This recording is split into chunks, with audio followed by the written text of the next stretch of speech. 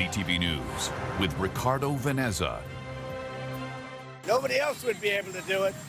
We have tariffs going on because we want tariffs and we want the money coming into the United States.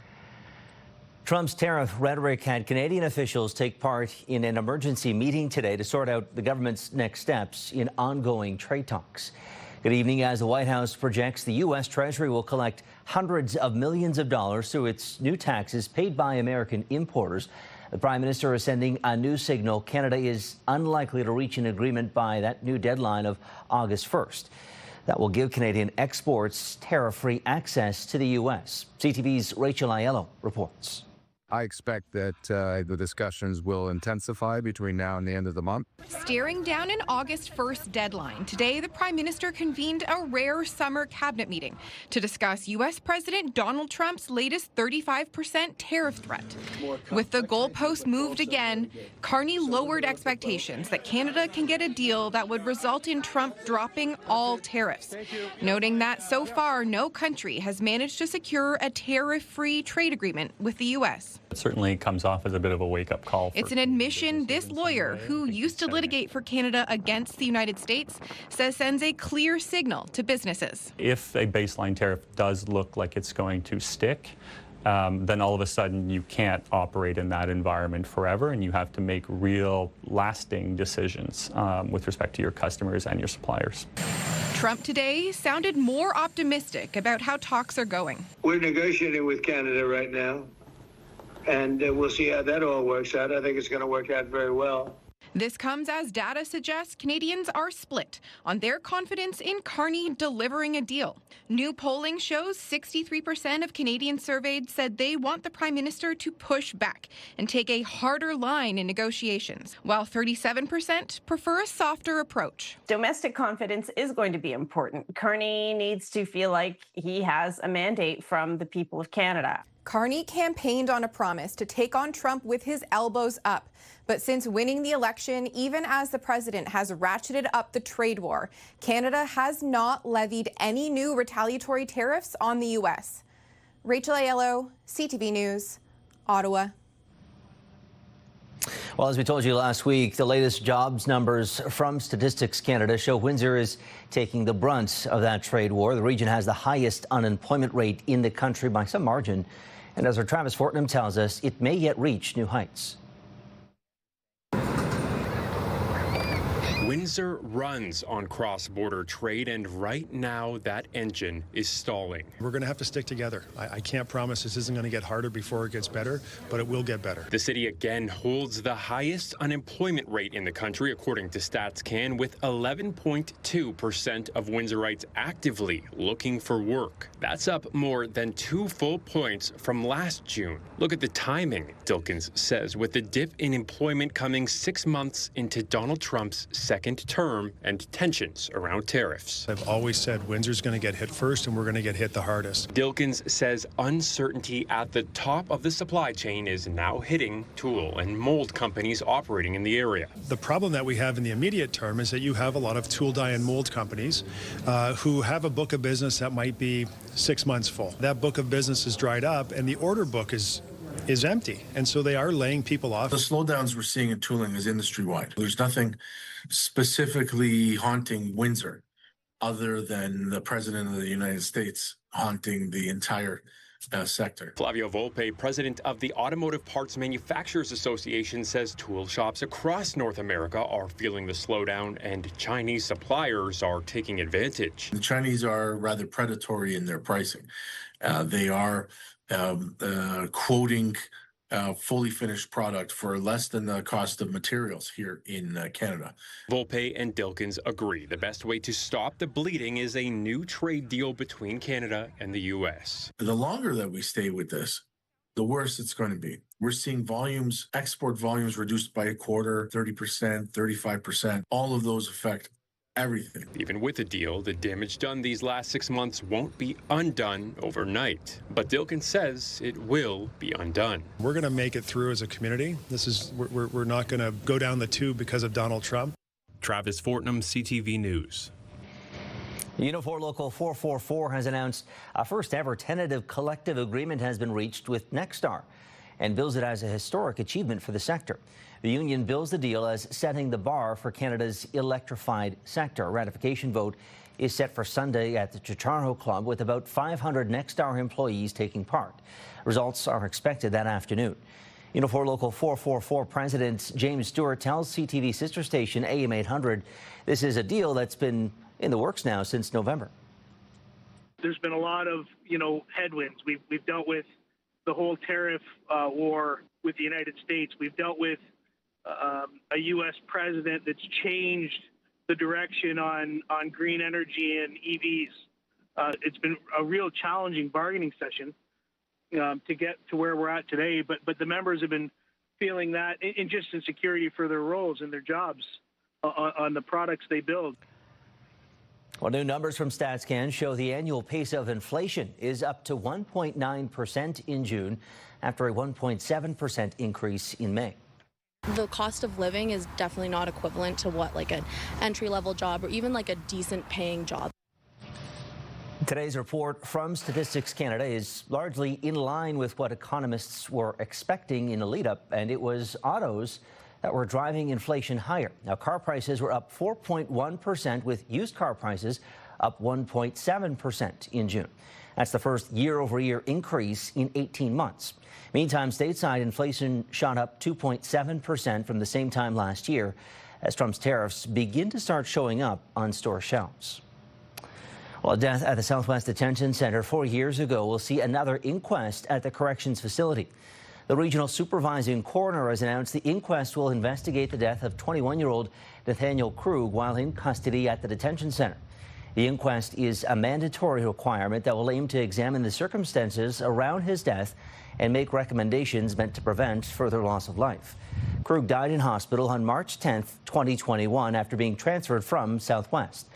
Last month, an inquest jury returned nearly 24 recommendations after examining the overdose death of 31-year-old inmate Joseph Grattan. A Toronto man is set to spend more than a decade behind bars after he pleaded guilty to smuggling drugs across the Windsor-Detroit border. 32-year-old Marvin Watson pleaded guilty to 5 drug-related charges after a bust at the Ambassador Bridge back in March 2023. RCMP say Watson had $13 million worth of drugs hidden in his truck. A joint sentencing submission of 16 years was accepted today by the judge. Watson had 14 years and 5 months left to serve after given credit for time already spent behind bars during the trial process. In other news, Canada Elections Commissioner has laid charges against a PPC campaign volunteer in Windsor, Tecumseh, for alleged offences in the 2022 federal election. Martz Brown is facing 3 charges for alleged fraud and financial breaches when acting as the official agent for candidate Victor Green. Brown is accused of depositing more than $18,000 meant for the campaign into their own bank accounts, among other claims. A statement from the PPC stressed each riding campaign operates independently and will not provide further comment due to the ongoing court process. Well, now to an update on a story we first brought you last night. Officials say arson investigators are looking into a major residential fire over on Campbell Avenue near College Avenue in Windsor's West End. That was yesterday afternoon. No injuries are reported there, but 10 people were displaced as a result of the fire. Police say the home that first caught fire was vacant, but the flames spread to 2 neighboring homes. The total damage is estimated at roughly $900,000. Well, if you think it's been an unusually hot start to summer in Windsor, Essex, the data back that up. The region has seen persistent heat warnings, and the number of days hitting 30 degrees is already near the norm for the entire season. CTV's Chris Campbell brings us that story. It's pretty hot and hazy. It's been a stretch of summer that might feel more like the tropics than southwestern Ontario. And I know a lot of Ontario jokes about Windsor being the tropics of Canada, so I guess there's that. But no, it has definitely been a warmer than normal start to the summer. And for those who live and work in it, there's no denying it's taking a toll. I'm getting used to it now, and it's unfortunate because it kind of locks people indoors. So try and go for runs either really early or go later on around like 8, 9 o'clock at night. But overall, just gotta drink your water and take your breaks while you can. Adding to the discomfort, wildfire smoke drifting into the region has prompted a special air quality statement. When the smoke is thick enough, it will actually notice the temperatures cool off in that area where the smoke is. So there is truth to that idea.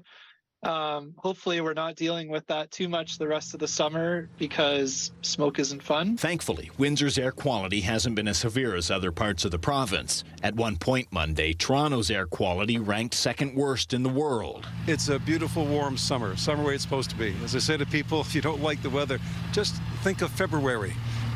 This is much nicer. Having 30-degree days is also a very normal part of summer in Windsor, which I'm sure Windsorites are very familiar with. Environment Canada says summers have been warming up across the region more and more over the last 60 years, noting there's only been a few days this summer where Windsor-Essex has not been under a heat warning. So in a typical summer for Windsor, we would expect to see about 24 days where the temperature reaches 30 degrees or warmer. Of the last 23 days, 18 have been above 30 degrees. So that would kind of put us ahead of schedule, as it were, with 2 weeks of July left and still August and September. The good news, this heat wave is expected to break by Friday morning, finally bringing some relief. There's still plenty of summer left, and so I suspect we're going to see probably another, at least a couple of these heat events, just with Windsor being a hot place to begin with. Chris Campbell, CTV News. Okay, after the break, Gary Archibald joins us to talk about the heat warning and special weather statement that are both still in place for the region. Challenge yourself. Doesn't have to be like ride around the world. Still ahead, our Bob Belachico introduces us to the cyclist riding around the world. That's brought him to Windsor-Essex, the record he aims to set and why he's pedaling. Okay, CTV meteorologist Gary Archibald joining us now for a check of the forecast. Gary, as we can see behind you, a heat warning and an air quality statement in place for the region. That's right. Good evening once again, Ricardo, folks. High heat and humidity combining to make it feel sauna-like outside. Not great conditions, especially if you don't have air conditioning in your vehicle or at home. And the air is stagnant. The air quality is poor because of the smoke from the wildfires, forest fires to the north and west of us, and because the winds have generally been very light, if not outright calm. At the surface, there's concentration of that smoke and other pollutants. That's why the air quality alert's in place to go along with the heat warning. So take it easy in the heat. We've reached a high of 31, average high 28, and with the humidity, it's been feeling like upper 30s, low 40s. That will continue tomorrow and perhaps for Thursday. There is a chance that we'll see coming up from the state of Indiana into Ohio, an area of thunderstorm activity. And with those thunderstorms, there's potential that the rain-cooled air will provide some relief. This occurring for tomorrow afternoon and then into the evening. So we welcome the rains. We just don't want severe thunderstorms bringing those rains to us, but there it is. The northwesterly influence of a cold front could bring some cooler air, but that's not likely until Thursday night into Friday. And speaking of Friday, that's when we're likely to see a bit of a reprieve. Temperatures cooling off substantially, so much so that we could be a few degrees below seasonal. Imagine that. Haven't had to say that in a while.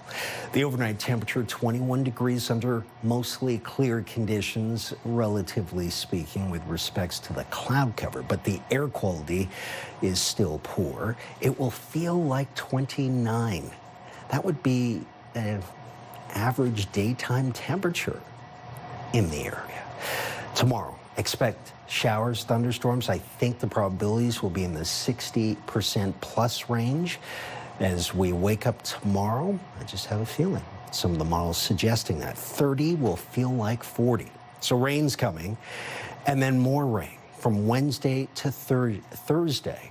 Daytime temperatures both 30 degrees, feeling like about 40 both days. And then the heat warning is likely to end on Friday with temperatures down to 24 with a low of 14. That looks like late summer, early fall weather. We'll be in the upper 20s as we close things out over the next 7 days. Remember, stay cool, hydrated, take it easy, and bring the umbrella. You may need it.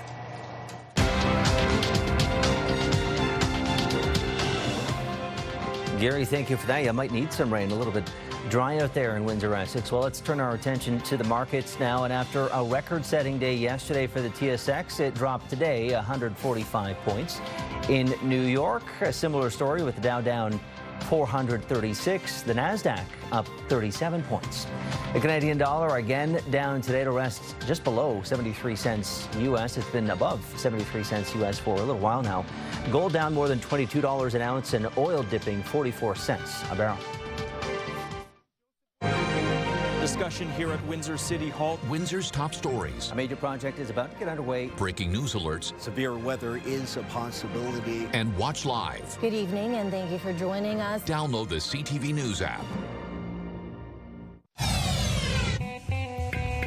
Start your day with the latest local news. By signing up for our newsletter, you'll get direct local content straight from CTV Windsor to your inbox, including top stories, the forecast, and videos. You can sign up at ctvnewswindsor.ca. Welcome back. There's an effort to reshape how Walpole Island First Nation is governed. As our Michelle Molesky reports, half of those who belong to the First Nation don't actually live there, and one resident wants to see that change.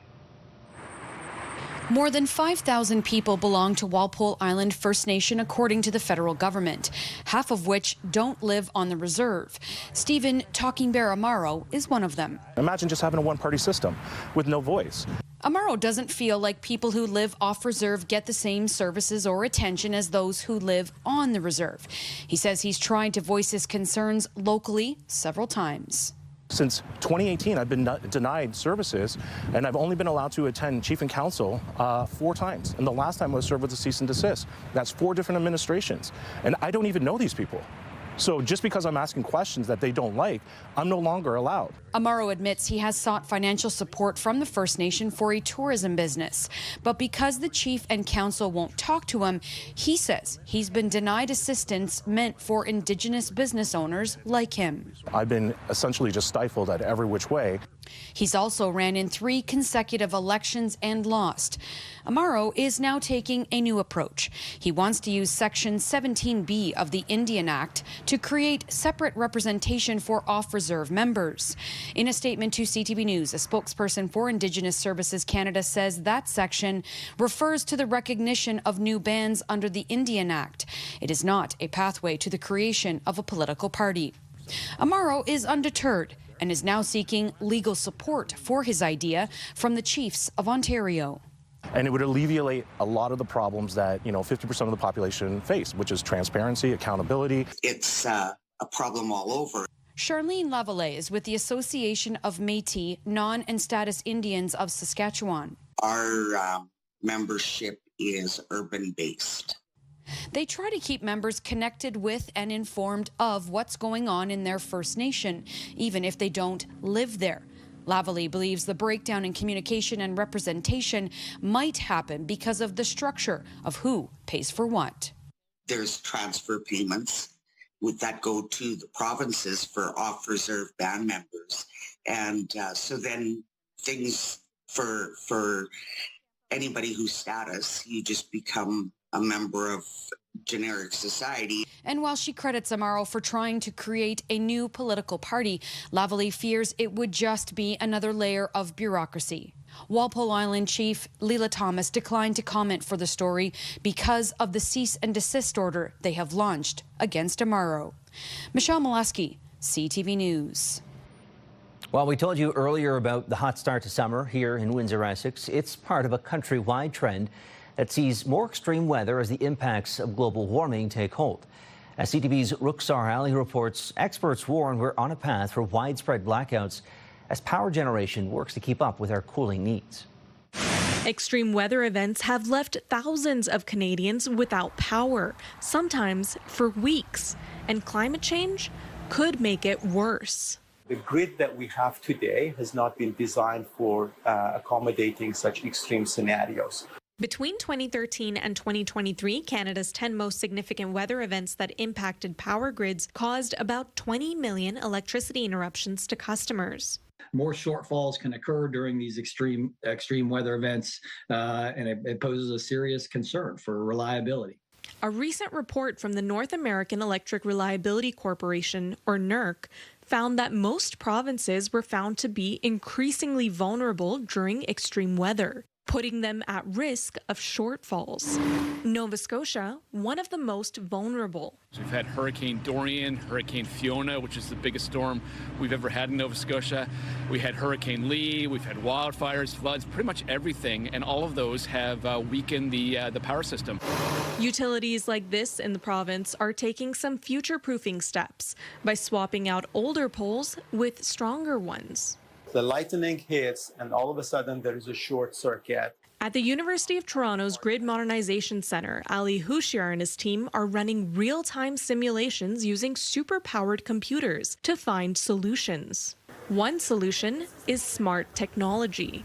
That includes sensors and software to communicate information along the grid, to make supply decisions faster and to minimize disruptions when the grid's under pressure. Climate change isn't the only factor putting pressure on the grid.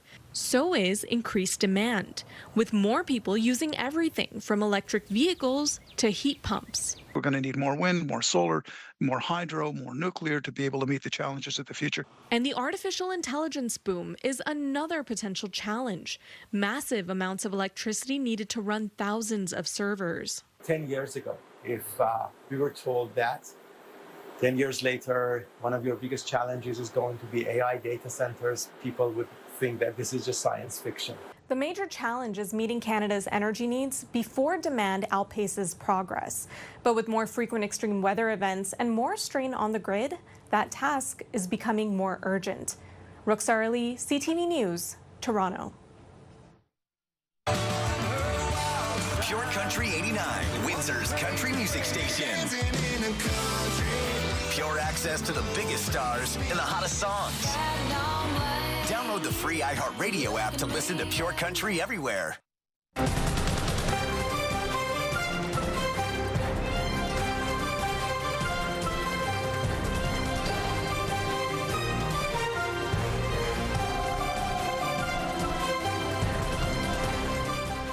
Tim Hortons Camp Day returns tomorrow in Windsor, Essex, and across the country, with proceeds going to help youth in the community. The company's campaign touts more than $262 million raised across the country since its start in 1991. 100% of proceeds from hot and iced coffee sales go to supporting the cause. The foundation says it's helped send upward of 325,000 youth to camp through that customer support. Because all the donations, all of the purchases go for the children, of course. So yes, it is, of course, important for us. So we try to come up with a lot of ideas so that way it's pocket friendly for the customers who would want to spend that money, and they can give back to the community and to those children. All right, let's go to Gary again with a look at the 7-day forecast. And Gary, as you mentioned earlier, there is the potential for maybe some rain, thunderstorm activity. You're right about that. Tomorrow afternoon, I think, Ricardo, through supper time for most, right? About 6, 7 p.m. Could see that heat and humidity become key ingredients, of course, for convection, right? Thunderstorms, those clouds really building with some intense energy. And we could see some localized areas getting hit hard with rain, heavy amounts. 30 degrees feels like 40. Keep the umbrella through Thursday and possibly Friday. Temperatures cooling off. The heat warning likely drop by Friday with a high of 24. Imagine that. 26 followed by 27, mostly cloudy with some passing showers as we head towards the weekend. Those showers Sunday. And then Monday, Tuesday, 28, 29. It looks like we're warming up again a week from now. Mostly, well, sunny, I think, with a passing thunderstorm again in the afternoon, evening. Let's look at your 7-day forecast. Do have a good night. We'll see you tomorrow. Okay, Gary, thank you for that. Yeah, looking forward to things maybe cooling off a touch. That'd be nice. Well, finally for us tonight, an Aurelia man is doing something nice. He's riding around the world, aiming to pedal his way into the record books. But as our Bob Belichico tells us, the journey is more than an ambitious bike trip. It also aims to give back to a cause close to his heart. I can't wait to hear more of his stories. We didn't get enough time with him. Matt Gervais spent 20 minutes on a ride with Aurelia's Mark Herbst from Leamington to Wheatley Tuesday morning, which is hardly enough time to hear stories about a journey that has so far taken Mark through 6 countries. Since January, he has been on a 30,000-kilometer journey around the world that started and will end in Thailand. 189 days ago today, I left Bangkok, Thailand, went down through Malaysia, Singapore, across Australia, up New Zealand, over to Vancouver, down the west coast of the States, up Route 66 to Leamington. He's on the Canada leg of a tour en route to setting a Guinness World Record for the oldest person to ride around the world. The minimum distance is 29,000 kilometers with the same bicycle. The route is tracked. Can't wait to be back in Canada. So excited about this. Mark does a daily video and has to take pictures to validate where he has been. There have been stops along the way, including Route 66. You can go there and stand at a statue with Glenn Fry and a flatbed Ford and that. So it was really cool. Mark admits the journey is lonely at times, providing a lot of time to reflect on the real reason he is on the road. I'm also raising funds for Princess Margaret Hospital in Toronto. They're one of the top 5 cancer research hospitals in the world. And the reason I'm doing that is my wife died of cancer 3 years ago. An Ironman athlete, his wife Jackie was full of life, and his ride has had moments of spirituality. There are moments I'll ride along and I'll just have this thought of Jackie and I'll just start crying. But there's so much happiness in there as well. It's just like there are just days where I know she's here. Mark intends to share his experience in a book. Challenge yourself. It doesn't have to be like ride around the world. It's just like anything. Ride around the block. Learn a language. Just use these gifts that we've been given before they're gone. Bob Belichico, CTV News. What an incredible journey he is on. Best of luck to him the rest of the way. And I think that's a good message as well. You know, challenge yourself every day. I think that could be something that we all benefit from. That is our time tonight. Thank you so much for tuning in. We will see you again tomorrow at 6. Until then, I'm Ricardo Veneza, and for everyone here at CTV on both sides of the camera, have a great night.